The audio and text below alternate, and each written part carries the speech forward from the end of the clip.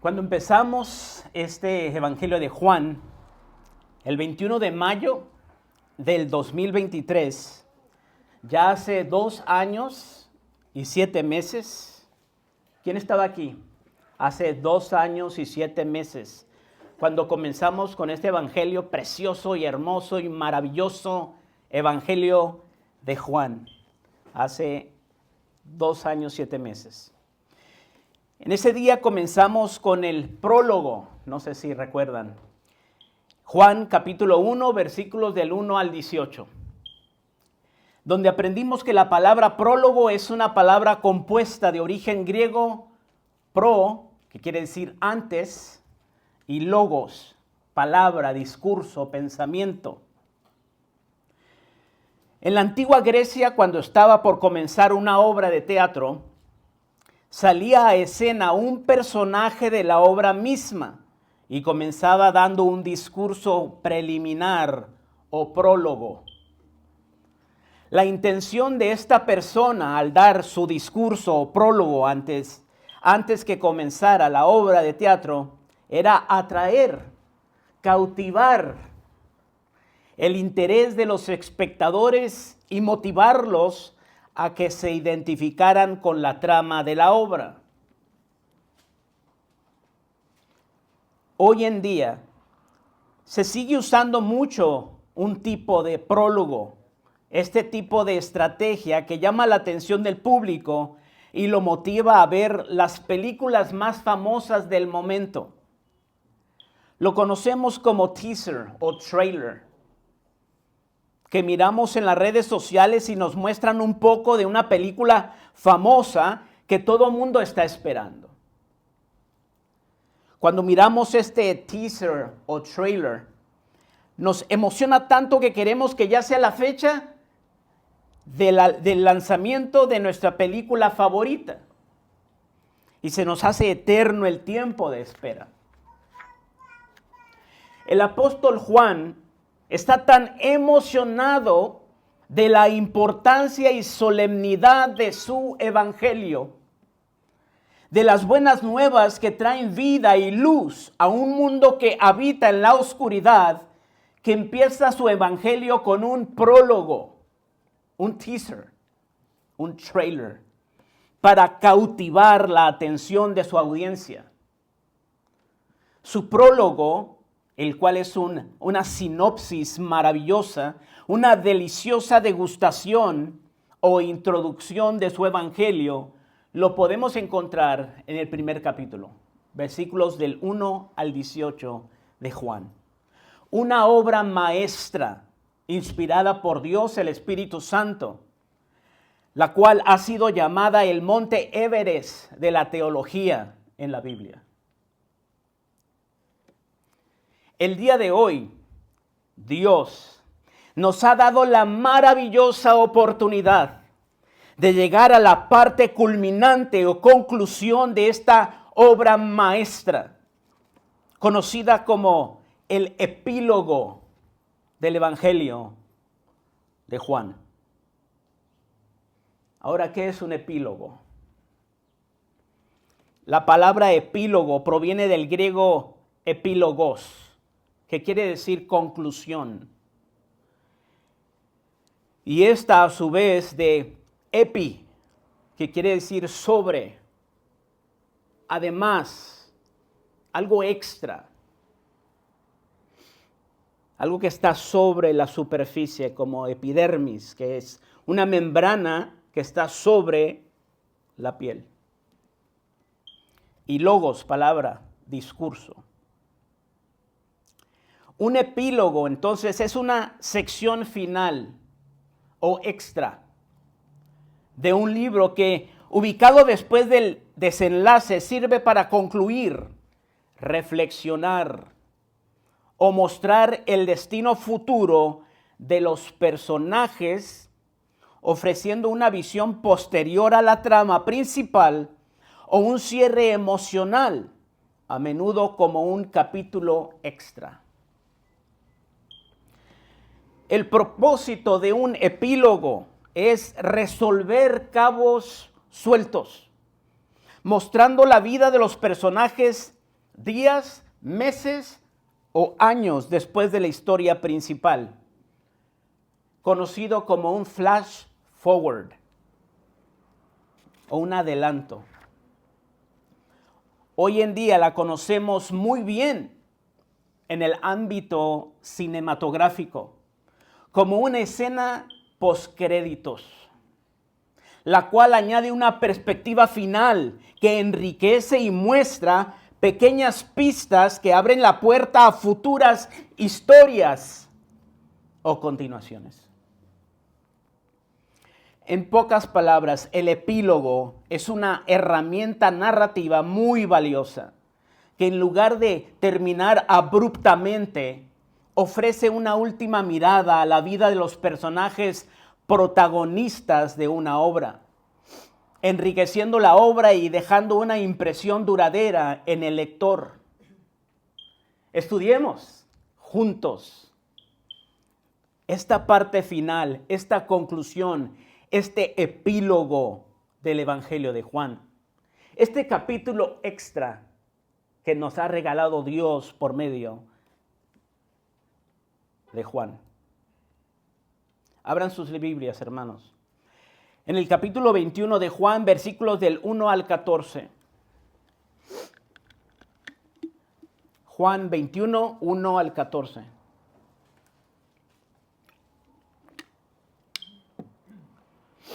Juan 21, 1 al 14.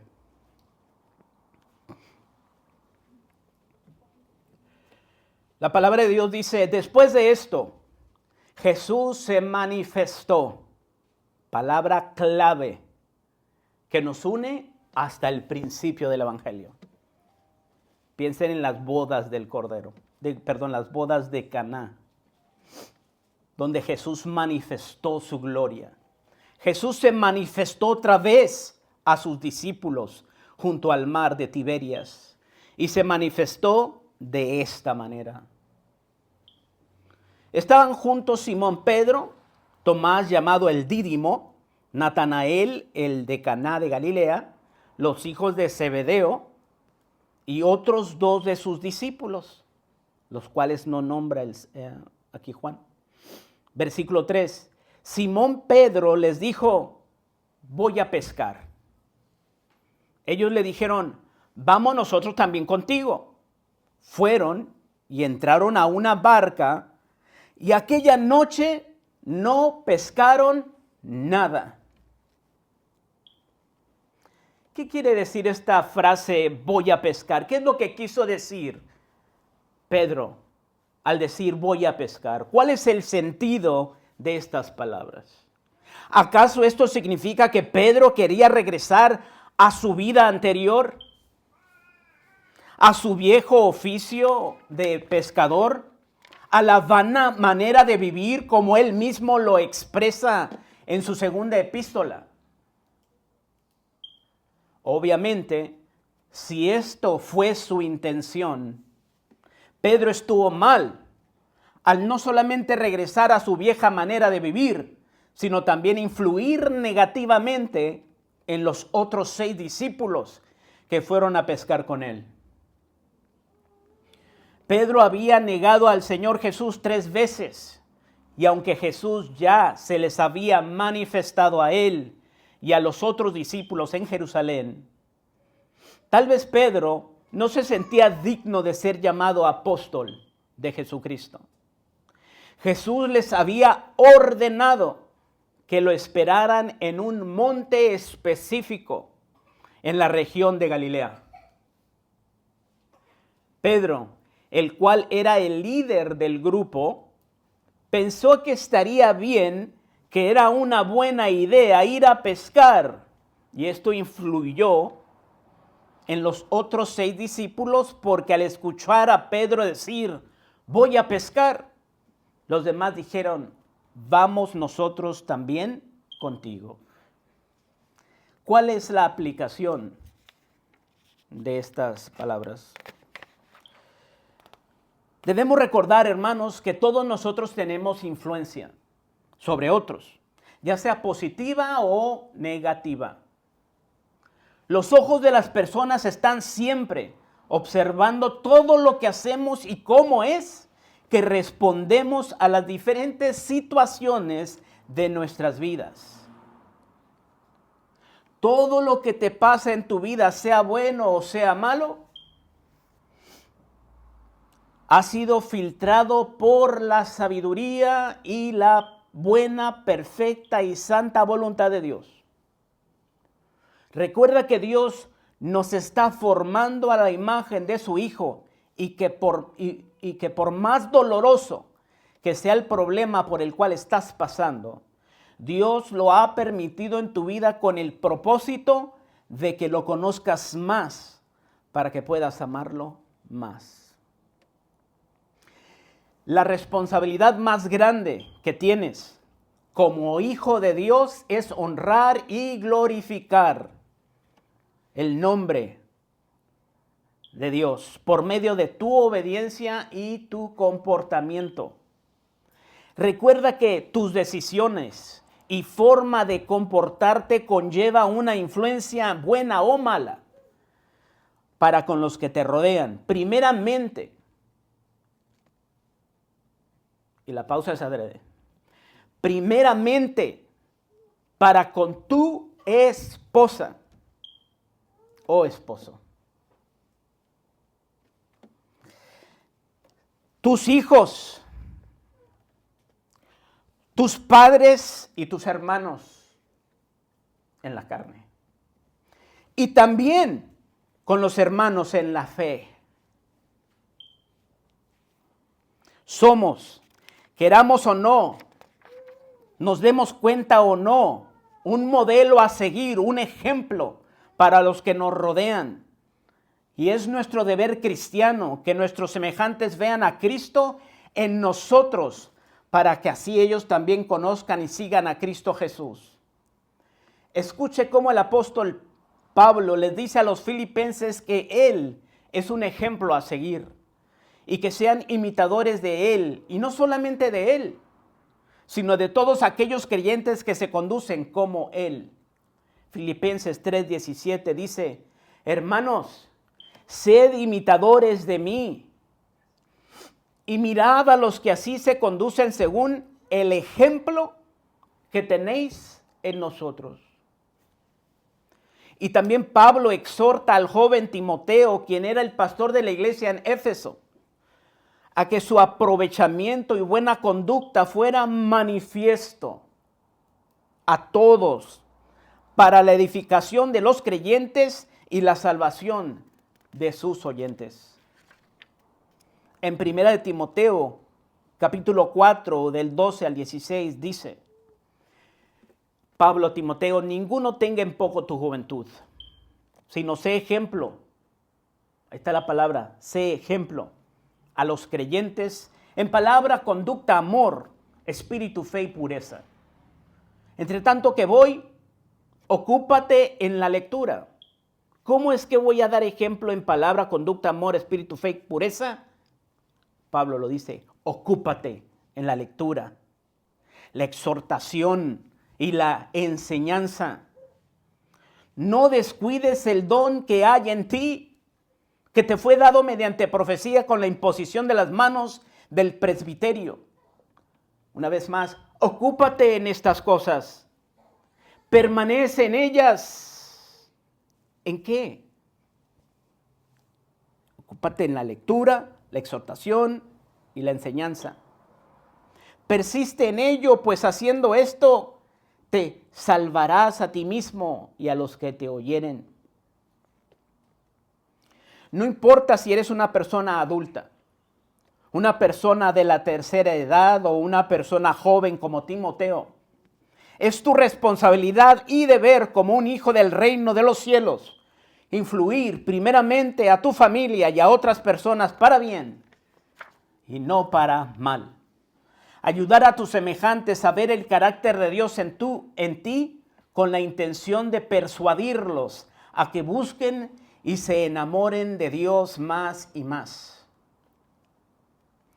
Cuando Pedro, el cual era el líder del grupo de los apóstoles, dijo: voy a pescar, influyó a los otros apóstoles de una forma contraria a lo que Jesús les había ordenado y encomendado. Esto es, esperarlo en el monte de Galilea y de ser portadores del Evangelio, dado que Cristo ya les había ordenado anunciar las buenas nuevas del Evangelio en Lucas capítulo 9, versículo del 1 al 6. Esto no empezó con la gran comisión cuando Él es ascendido a los cielos. Esto empezó en Lucas capítulo 9. Ya les había dado esa misión. Y cuánto más que ya lo habían visto resucitado en varias ocasiones en Jerusalén. Muy a menudo las personas se justifican pensando que no están haciendo nada malo o que no le hacen mal a nadie.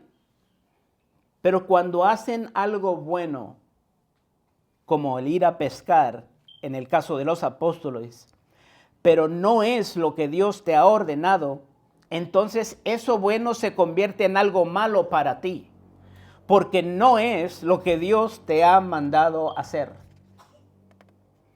Muy a menudo las personas se ocupan haciendo cosas buenas y se olvidan de hacer lo que es más importante. En este caso de Pedro y de los demás apóstoles, el ir a pescar no era algo malo en sí, pero no era exactamente lo que Jesús les había ordenado y encomendado. ¿Cuál fue el resultado de hacer algo que Jesús no les había ordenado ni encomendado? ¿Cuál fue el resultado de ir a pescar? El versículo 3 nos lo dice el resultado. Aquella noche no pescaron nada. Y recuerde que estos eran expertos pescadores. Eran pescadores de profesión, sabían lo que estaban haciendo. Sabían dónde ir, los secretos, ¿verdad? Pero esa noche no pescaron nada. Muy al comienzo de su ministerio, andando junto al mar de Galilea, Jesús llamó a sus primeros apóstoles, los cuales eran pescadores por oficio, y les dijo que lo siguieran y que Él los haría pescadores de hombres, no de peces.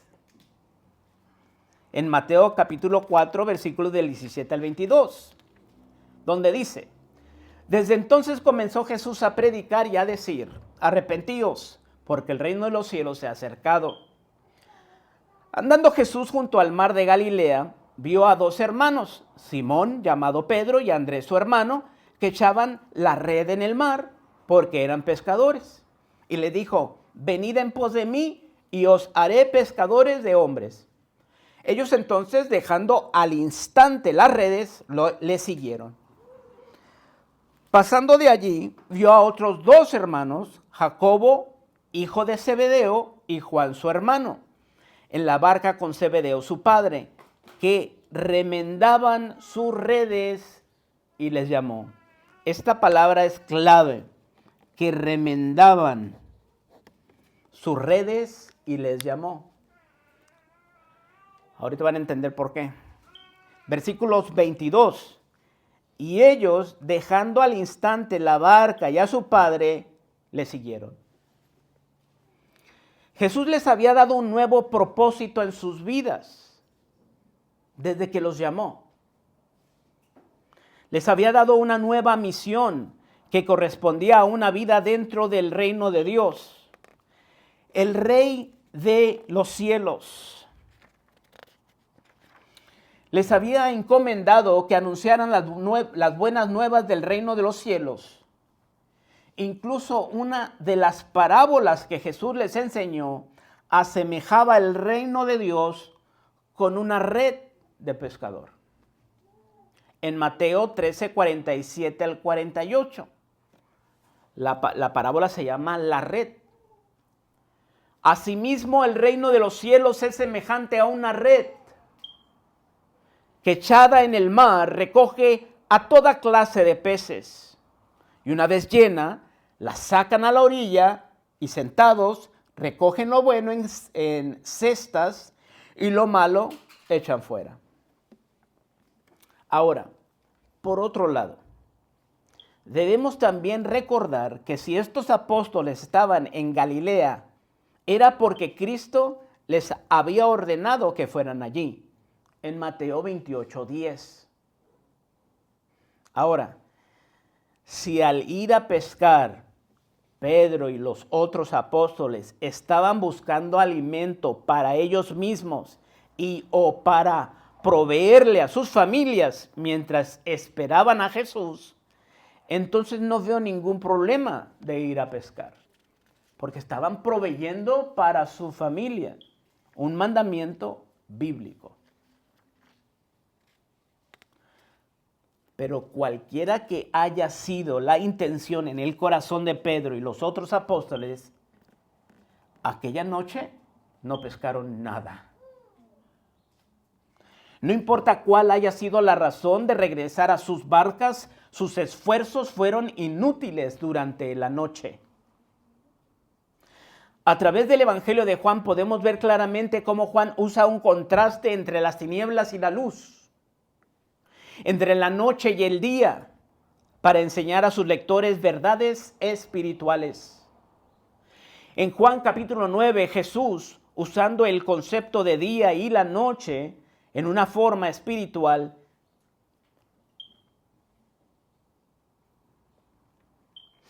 les enseña a sus apóstoles que era necesario hacer la obra de su Padre durante el día, porque en la noche nadie puede trabajar. Juan capítulo 9, versículo 4, leo desde la Biblia Dios habla hoy, dice: mientras es de día, tenemos que hacer el trabajo del que me envió, es decir, de mi Padre. Pues viene la noche cuando nadie puede trabajar. Irónicamente, después de haber trabajado arduamente durante toda la noche, los apóstoles de Jesús no pescaron nada. Es importante notar que Jesús no se les presentó durante la noche también, sino durante el día, cuando ya iba amaneciendo. Versículos 4 al 6 del capítulo 21 de Juan. Cuando ya iba amaneciendo, se presentó Jesús en la playa, mas los discípulos no sabían que era Jesús. Y les dijo: hijitos, recuerde que la barca, ahorita lo va a mencionar, que estaba lejos, ¿verdad?, de la playa. O sea que cuando Jesús está hablando, no creo que está hablando como en secreto con ellos, ni está platicando así de cara a cara, sino que les tiene que alzar la voz, que están lejos. Entonces dice: hijitos, ¿tenéis algo de comer? Le respondieron: no. Él les dijo: echad la red a la derecha de la barca y hallaréis. Entonces le echaron y ya no la podían sacar por la gran cantidad de peces. Por un lado, tenemos a los apóstoles de Jesús sin obtener ningún fruto por su arduo trabajo de ir a pescar toda la noche. Pero por otro lado, tenemos la recompensa inmediata por la obediencia a las directivas específicas de Jesús de echar la red a la derecha de la barca. Lo que esto nos debería recordar a todos los hijos de Dios es la diferencia entre trabajar sin la guianza divina, es decir, por nuestra propia cuenta, sin consultar a Dios y trabajar obedientemente bajo la guianza divina. Curiosamente, esta experiencia no era la primera vez que ocurría. Una situación similar ocurrió 3 años atrás en la pesca milagrosa ocurrida al principio del ministerio de Jesús, la cual está registrada en Lucas capítulo 5, versículos del 1 al 11. ¿Verdad? Recuerda aquella anécdota cuando el Señor similarmente le dice a Pedro, boga mar adentro. Y Pedro le dice, pues es que ya fuimos a pescar toda la noche y tampoco, no pescamos nada. Pero en tu palabra vamos a bogar mar adentro y echaron las redes. Y dice que no podían, eran tantos los peces que se estaban rompiendo, dice la palabra, se estaban rompiendo las redes. Y de hecho le pidieron ayuda al otro barco y los dos barcos se andaban hundiendo de tantos peces que el Señor había provisto ese día. Él les dijo, echad la red a la derecha de la barca. No existe la necesidad de buscar un significado simbólico en cuanto a los lados de una barca. Lado izquierdo o lado derecho de la barca. La gran captura de peces no se debe a la orientación de la barca, ni tampoco deberíamos pensar que se debe a una corazonada supersticiosa de Jesús. Tampoco es el resultado de la buena suerte ni del karma. Lo que realmente debería resaltar a nuestros ojos es la providencia y el control total de Jesús sobre todas las cosas.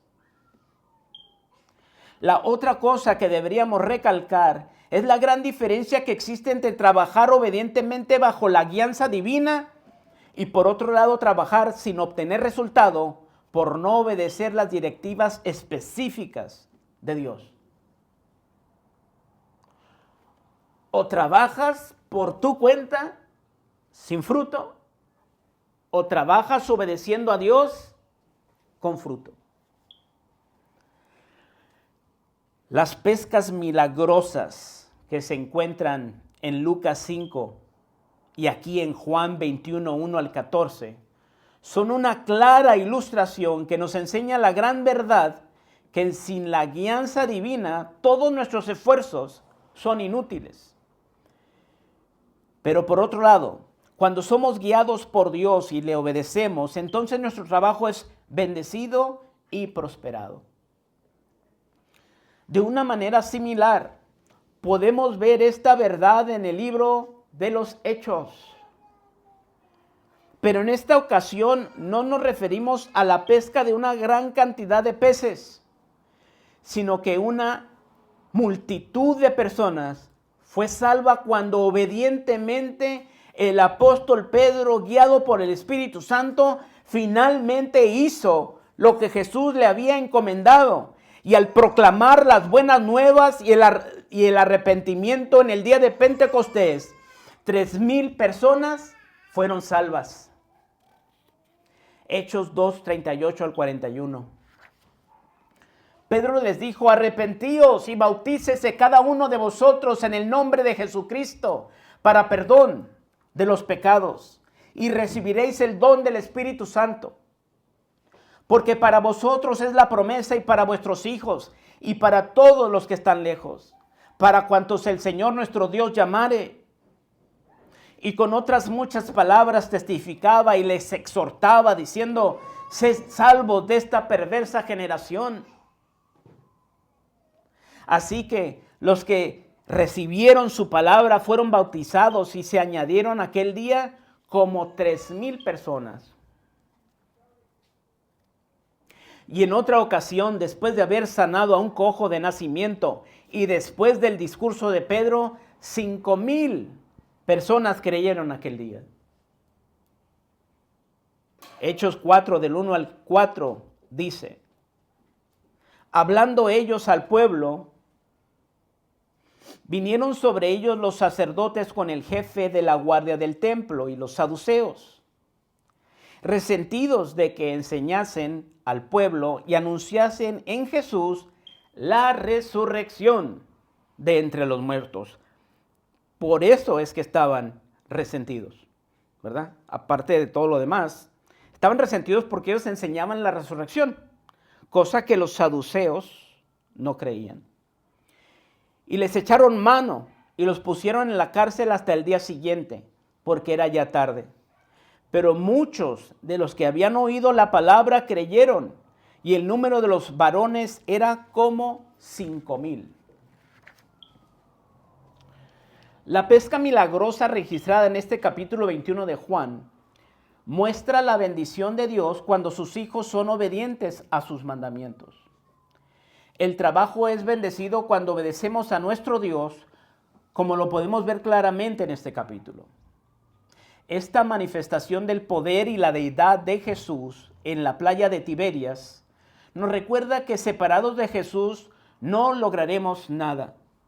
Pero cuando permanecemos en Él, nuestro trabajo es bendecido y llevará mucho fruto, como Él mismo nos lo enseña en el capítulo 15 de Juan. O como también lo enseña Salomón en el libro de los Salmos, en el Salmo 127, 1 al 2. Y leo desde la palabra de Dios para todos.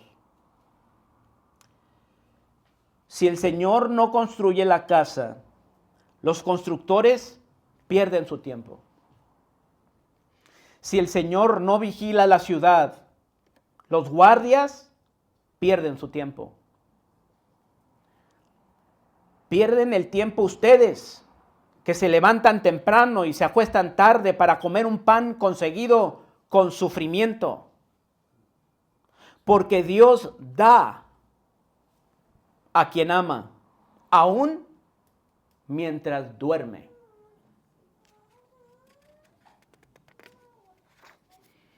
Hay ocasiones que las ordenanzas de Dios no tienen sentido para una mente finita, como la nuestra. Tal vez la orden de Jesús de echar la red a la derecha de la barca no tenía sentido en la mente de estos expertos pescadores galileos. ¿Qué sentido tenía echar la red al lado derecho de la barca? Después de todo, no es como si los peces en el mar supieran distinguir entre el lado izquierdo o el derecho de una barca. O no es como si hubiera una gran distancia o diferencia entre el agua del lado izquierdo y el lado derecho de una pequeña barca del primer siglo. No es como si era un Titanic, ¿no? Si se va al lado izquierdo, pues casi es otro mar, ¿verdad? El tamaño del Titanic, pero pues las barcas del primer siglo, no sé, medían que 1,5 metros, 2 metros de ancho tal vez. O sea, echar la red a la izquierda o a la derecha no tenía mucha diferencia de agua.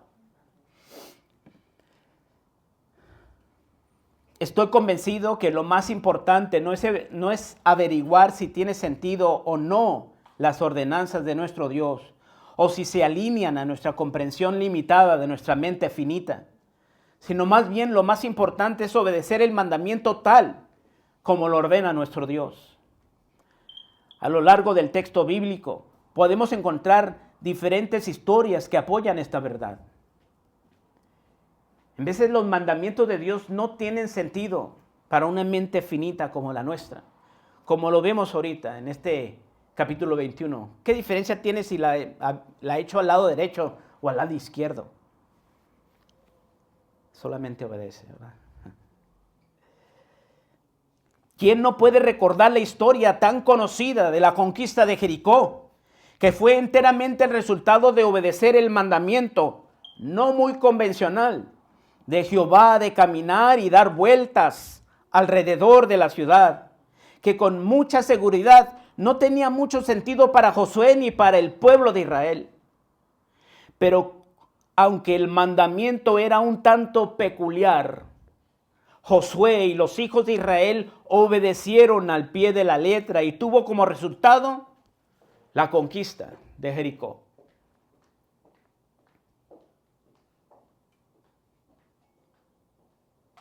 ¿Quién nos recuerda la otra historia de Noé? Que Dios le ordena construir un arca. Y a pesar que nunca había llovido, Noé le creyó a Jehová que vendría un diluvio, el cual duraría 40 días y 40 noches, y obedeció el mandamiento de Dios. En consecuencia a su obediencia, Noé, su familia y muchos animales fueron salvos del juicio de Dios sobre toda la tierra. Otra historia que seguramente usted recordará fue cuando Jehová le mandó a Naamán, el leproso, a lavarse 7 veces en el río Jordán. Al principio de la historia miramos a un Naamán renuente. ¿Verdad? ¿Qué tiene que ver si yo me lavo 1 vez, 2 veces, 3 veces, 7 veces, 8 veces? Inclusive se queja del río, ¿no? Dice, riachuelo, ¿cómo se dice? Riachuelo. O sea, que no, allá en mi país de donde yo vengo hay ríos grandes, ¿verdad? Aquí es puro lodo el río Jordán. O sea, no tiene sentido, pero el siervo de este hombre Naamán lo convenció a seguir la instrucción del profeta y terminó siendo sanado de su lepra por obedecer y lavarse, no 1, no 2, no 3, sino 7 veces en el río Jordán, exactamente como Jehová le había ordenado. Debemos confiar en nuestro Señor, especialmente cuando obedecemos y hacemos exactamente lo que Él nos ha ordenado. Jesús tenía un nuevo propósito de vida para sus apóstoles. Él los había llamado para que fueran pescadores, no de peces, sino de hombres. Cuando ellos entendieron y obedecieron este nuevo mandamiento, y al ser investidos del poder del Espíritu Santo en el día de Pentecostés, Dios causó una gran y milagrosa pesca de hombres. 8,000 nuevos creyentes fueron sacados de la corriente de este mundo y fueron traspuestos al reino de los cielos. Durante su ministerio Jesús narró muchas y diferentes parábolas a la gente y a sus discípulos, las cuales contenían un mensaje espiritual del reino de los cielos. En este último capítulo de Juan, el capítulo 21, Jesús hizo algo diferente con sus apóstoles. En esta ocasión Jesús no les narró una parábola, sino que ahora los apóstoles fueron parte esencial y protagonistas de una última parábola, la cual les enseñaba que apartados de Jesús nada podían hacer. Por más esfuerzos humanos que estos expertos pescadores invirtieron en esa noche, acabaron con las manos vacías. En esa mañana, los apóstoles finalmente entendieron por experiencia propia y vivencial que la pesca milagrosa fue el producto de la providencia divina y la obediencia a la dirección específica de nuestro Señor Jesucristo.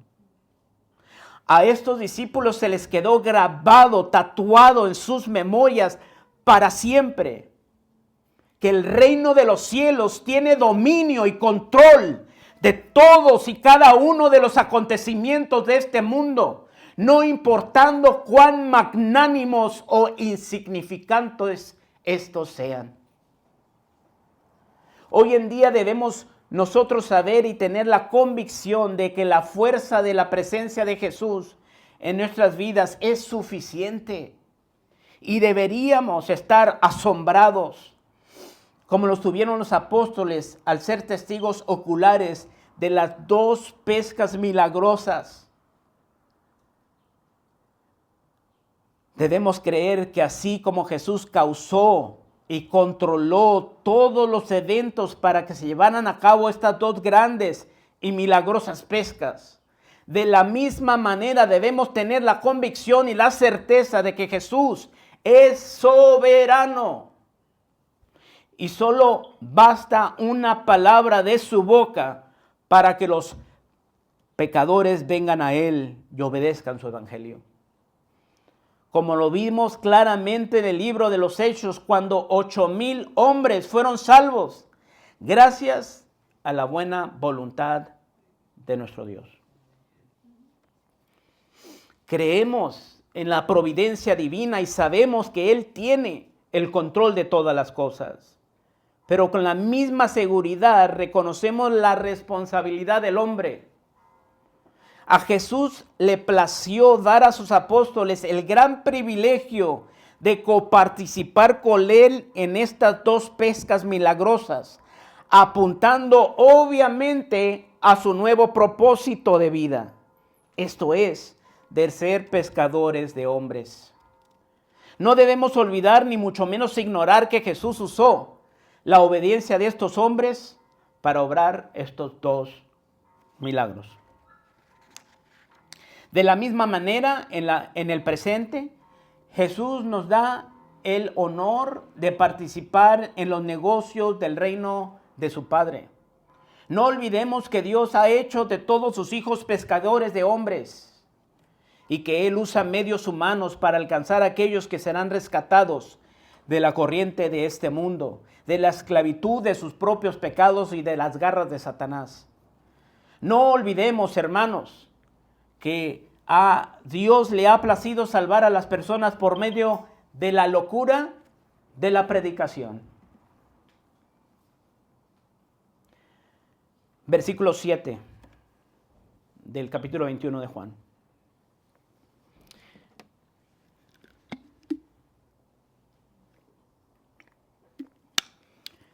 Entonces aquel discípulo a quien Jesús amaba dijo a Pedro: ¡es el Señor! Simón Pedro, cuando oyó que era el Señor, se ciñó la ropa porque se había despojado de ella y se echó al mar.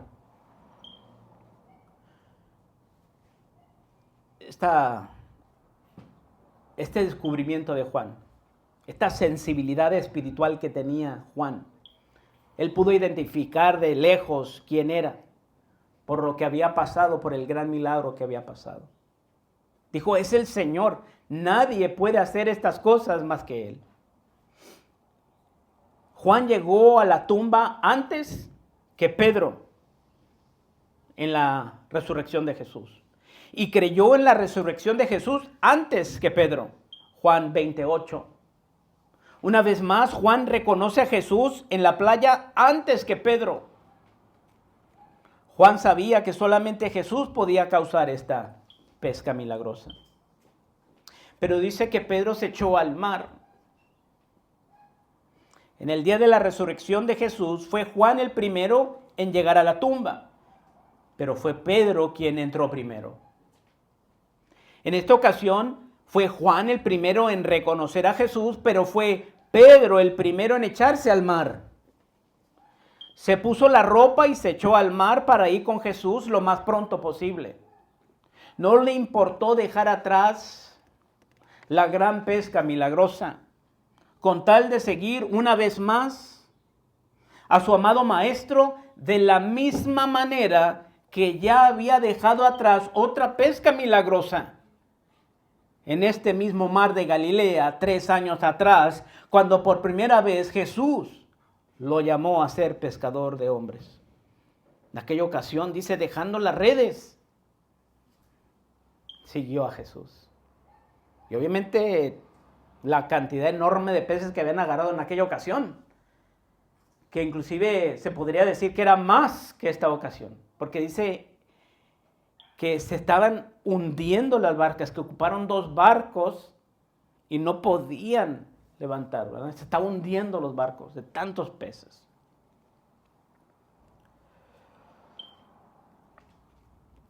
Versículo 8 dice, y los otros discípulos vinieron con la barca, arrastrando la red de peces, pues no distaban de tierra sino como 200 codos, que es como 90 metros, que es como el tamaño de un fútbol, de una cancha de fútbol, soccer o americano. Aquí podemos ver la necesidad de Pedro de encontrarse con el Señor una vez más, después de haberlo negado 3 veces. Pedro no se esperó a navegar hacia la playa, sino que decidió nadar 90 metros para encontrarse con Jesús lo más pronto posible. Versículo 9. Al descender a tierra, vieron brasas puestas y un pez encima de ellas y pan. Cuando los discípulos llegaron finalmente a la playa, incluyendo Pedro, fueron recibidos por su maestro resucitado, el cual, mantenía su misma esencia humilde y servicial. Jesús preparó de antemano la leña, la cual ya estaba hecha brasas cuando los discípulos llegaron, y cocinó el desayuno para sus discípulos. A diferencia de los dioses paganos, los cuales buscan ser servidos por sus súbditos, Jesús sirvió a sus discípulos una y otra vez durante su ministerio en este mundo y nos seguirá ayudando y sirviendo en su estado glorificado, como lo podemos ver en Lucas 12:37, donde dice: bienaventurados aquellos siervos a los cuales su Señor, cuando venga, halle velando. De cierto os digo que se ceñirá, se pondrá un delantal y hará que se sienten a la mesa y vendrá a servirles. Dios, Jesús, glorificado, todavía retiene su humildad, su esencia, su carácter. El hecho de que Él vino a servir. Versículo 10. Jesús les dijo: traed de los peces que acabáis de pescar. Si observamos con atención el orden de los eventos, debemos concluir que Jesús ya había preparado el desayuno para sus discípulos antes de la pesca milagrosa. Lo que esto nos muestra es que Jesús es suficiente en sí mismo y no requiere de nuestra ayuda para cumplir sus propósitos. Pero Él nos da el gran privilegio de coparticipar con Él en el desarrollo de su voluntad. Es por esto que les dice a sus discípulos: traed de los peces que acabáis de pescar. No los necesito, porque yo ya tengo un pescado aquí bien asado, ya tengo pan, pero tráiganlo. Incluso esos peces también Jesús se los dio, ¿verdad? La gran pesca milagrosa. Versículo 11. Subió Simón Pedro y sacó la red a tierra, llena de grandes peces, 153. Y aún siendo tantos, dice Juan asombrado, la red no se rompió. Wow. ¿Cómo fue posible que Pedro, un solo hombre, pudo sacar la red llena de 153 grandes, y en griego la palabra es mega peces? No eran unos pececitos así, ¿verdad? Unas sardinitas así. Mega peces, 153. ¿Cómo es posible que un solo hombre haya podido levantar y sacar la red llena de estos grandes peces a tierra? Siendo que en el versículo 6, si usted lo mira, dice que no pudieron sacarla del agua ni siquiera entre los otros 6 discípulos juntos. Mucho se ha especulado y dicho acerca de la condición física del apóstol Pedro. Algunos piensan que Pedro era un hombre grande, fuerte, fornido, musculoso, producto del trabajo rudo de la pesca. Ciertamente Pedro era un pescador de profesión y estaba habituado al arduo trabajo físico y demandante de la pesca. Pero debemos recordar que él no era el único pescador en esa barca, que también estaba impuesto y forjado por las largas faenas de trabajo que demandaba la pesca. Sabemos que por lo menos estaban los hijos de Zebedeo, es decir, Juan y Jacobo, los cuales también eran expertos pescadores y fornidos también por el trabajo arduo de la pesca. Podemos ver el atletismo de Juan y el hecho de que por tradición sabemos que Juan era más joven, cómo le gana, ¿verdad?, a Pedro a las carreras y llega primero a la tumba del Señor. Entonces tenemos que, es muy probable, aunque no se nombra en la lista de los apóstoles en el versículo 2, que Andrés, ¿verdad? Porque menciona a 2 otros discípulos, pero no les da nombre. Podemos especular tal vez que fuera Andrés, por cuanto era hermano de Pedro y también vivía en Galilea. Otro experimentado pescador. También estaba entre el grupo que fue a pescar esa noche. Considerando lo dicho anteriormente, pienso que otra posible razón, aparte de lo físico, de la condición física de estas personas, el hecho de que Pedro pudo levantar 153, una red llena de 153 megapeces. Hay otra opción, otra razón. Pedro pudo sacar la red llena de 153 grandes peces. La razón es simple y sencillamente porque estaba obedeciendo la orden de Jesús de traer de los peces que habían pescado. De la misma forma que capturar 153 grandes peces fue una tarea imposible de llevar a cabo por los apóstoles esa noche anterior, sino hasta que obedecieron las órdenes específicas de Jesús de echar la red al lado derecho de la barca, es que se efectuó la pesca milagrosa. De la misma manera, sacar una red llena de 153 grandes peces es una tarea humanamente imposible para un solo hombre, a no ser que Dios te dé la orden y el poder para llevarlo a cabo, como en el caso del apóstol Pedro. Y como si tuviéramos duda de que sacar a tierra una red llena de 153 grandes peces fue un acto milagroso, el apóstol Juan recalca lo asombroso y milagroso de este acto, diciendo: subió Simón Pedro y sacó la red a tierra, llena de grandes peces, 153. Uno podría pensar, pero es que no los cargó todos, fue uno por uno. Pero ahí dice, y aún siendo tantos que estaba cargando Pedro, la red no se rompió. Eso fue milagro. Eso fue un milagro, hermano. Que no se haya roto la red. ¿Por qué es un milagro?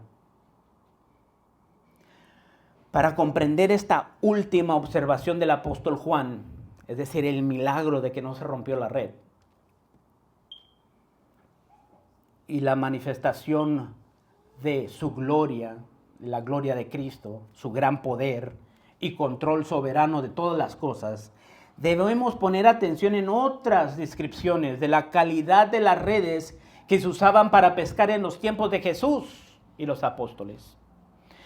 En la primera pesca milagrosa registrada en Lucas 5:1 al 11, la cual aconteció 3 años antes de este último milagro de Jesús, registrado en Juan 21:1 al 14, Lucas nos describe en su evangelio que en aquella ocasión los apóstoles encerraron gran cantidad de peces y su red se rompía. No dice que cargaron los peces, dice que solamente encerraron en el agua. Eran tantos que la red se rompía.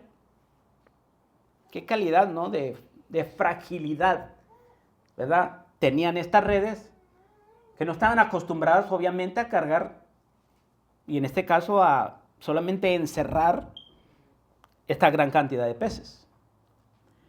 El hecho de que la red se rompía nos habla, obviamente, de la gran cantidad de peces, pero también nos habla de la pobre y débil calidad de la red, ya que dice el texto de Lucas que solamente encerraron, es decir, que limitaron a los peces a un perímetro dentro de la red, dentro del agua, evitando así que se escaparan. En pocas palabras, la red se rompió a pesar de que ni siquiera estaban intentando sacar la gran cantidad de peces fuera del agua. Otro dato que debemos considerar es el hecho de que con el uso y el pasar del tiempo, las redes de los pescadores tendían a debilitarse, a ponerse frágiles. Por lo tanto, era necesario remendar las peces. De cuando en cuando tenían que remendar estas redes. Es decir, las tenían que reforzar y zurcir las redes una y otra vez, porque tendían a romperse por estar expuestas a los elementos, como el aire, el agua, el sol, el frío, la sal. Y con el paso del tiempo y el uso, se rompían. Los que viven en playas de Tijuana saben qué es lo que hace el aire y el mar y la sal, inclusive hasta las láminas de los carros, ¿verdad? ¿Qué pasa? Se corroen. Imagínense las redes. Cuando Juan vio que la red, el experto pescador, cuando él vio que la red no se rompía, a pesar del peso de los grandes peces, comprendió que fue un acto divino. No había otra. Y que solamente Jesús era el único que podía haber logrado esto. De la misma manera que Jesús manifestó su gloria cuando hizo su primera señal de convertir el agua en vino en las bodas de Caná, así también, ahora en esta última señal, Jesús volvió a manifestar su gloria con esta pesca milagrosa, al dar fuerza no solamente a estas frágiles redes, sino también a estos débiles hombres de poca fe. Ahora, ¿cuál es la enseñanza de las redes y la pesca milagrosa? Esto nos debe mostrar que Dios realmente no necesita nuestra ayuda para lograr sus propósitos. Pero en su gran misericordia, Dios nos permite ser parte de su maravillosa obra. Así como Dios usó estas frágiles y gastadas redes para capturar una gran cantidad de peces, de la misma manera Dios usó a un débil, cobarde y torpe apóstol Pedro para predicar y proclamar su palabra, su evangelio. Y como resultado, más de 8,000 personas vinieron a los pies de Cristo Jesús en el libro de los Hechos. Hoy en día, pareciera que nada ha cambiado con la humanidad. Sigue habiendo hombres débiles, cobardes y torpes, como hace 2,000 años. Pero la buena noticia es que Dios tampoco ha cambiado y sigue usando a sus siervos, que aunque débiles, cobardes y torpes, nos sigue usando para llevar a otros a los pies de Cristo Jesús, para que sea el Señor quien sea glorificado y no los hombres.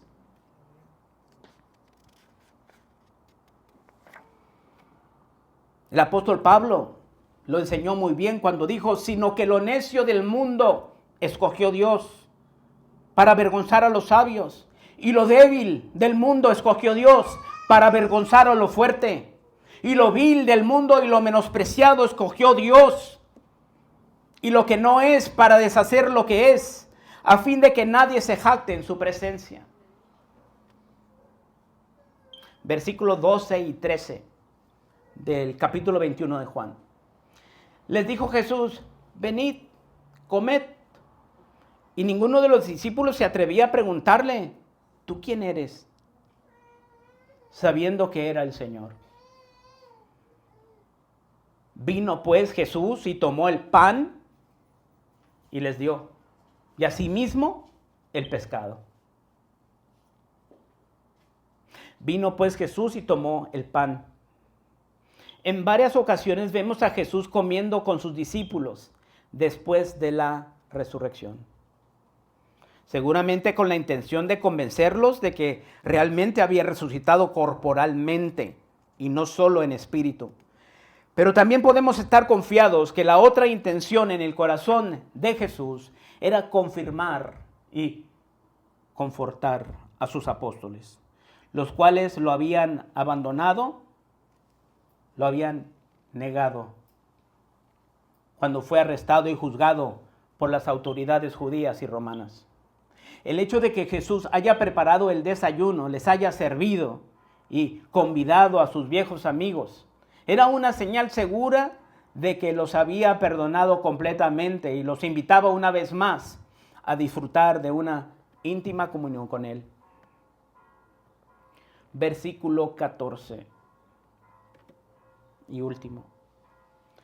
Esta era ya la tercera vez que Jesús se manifestaba a sus discípulos después de haber resucitado de los muertos. Aquí podemos ver la fidelidad y perseverancia de Dios.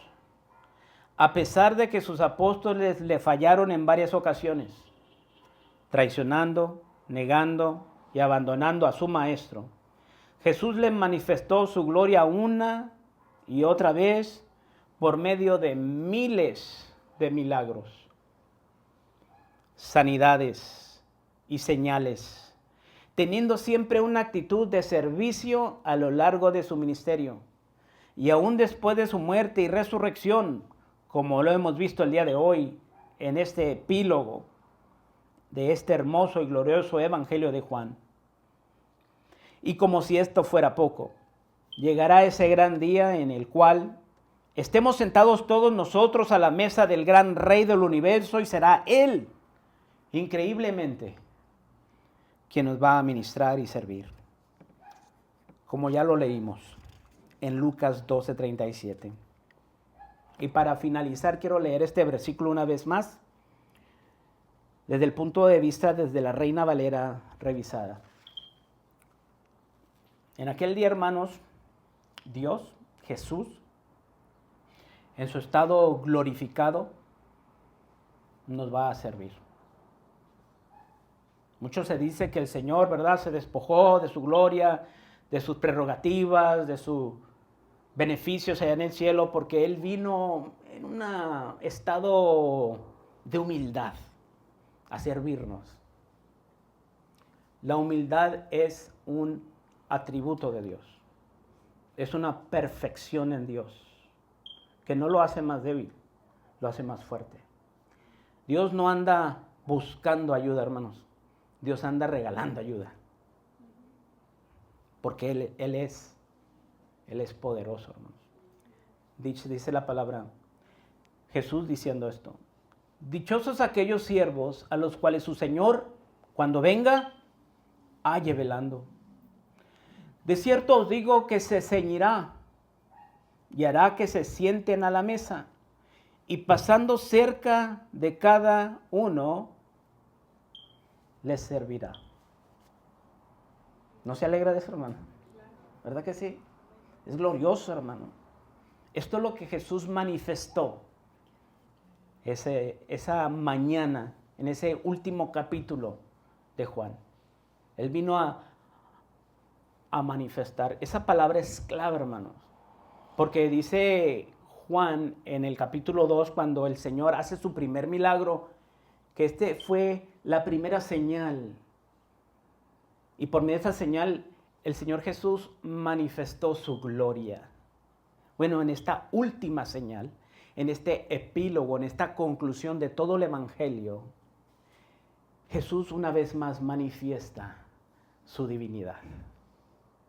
Manifiesta su gran poder, su gran gloria, su gran soberanía, su gran control sobre todas las cosas.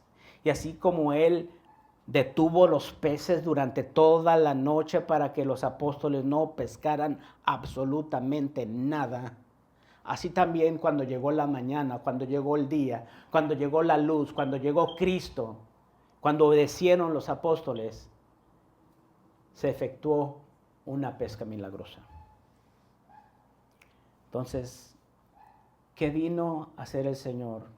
Él manifestó su gloria, su poder, su divinidad y también el atributo de la humildad, de servir, como lo vemos en este epílogo de servidumbre.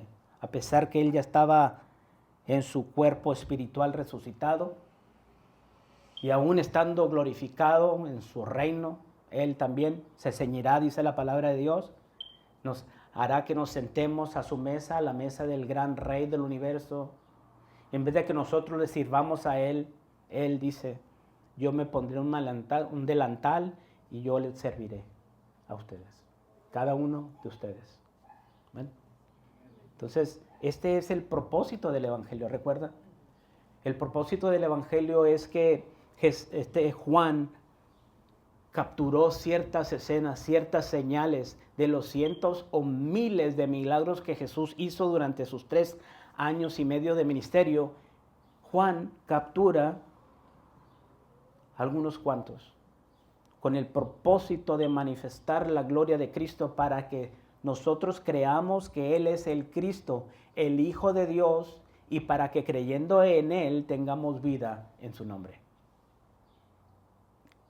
Este es el propósito del epílogo, para que nosotros conozcamos a Cristo Jesús, para que sepamos, para que creamos que Jesús, el que caminó en Jerusalén, el que nació en Belén, el que creció en Nazaret, el que salió de Egipto cuando era niño, ese mismo Jesús es el creador, es el dueño de todas las cosas. Él tiene control de tu vida, ¿verdad? Vamos a orar, hermanos. Padre nuestro que estás en el cielo, Señor, te doy gracias en esta hora por tu palabra. Gracias, Señor, porque podemos encontrar tanta bendición, tanta enseñanza, tanta verdad, Señor. Espíritu Santo, gracias porque tú nos muestras, tú te manifiestas, Señor.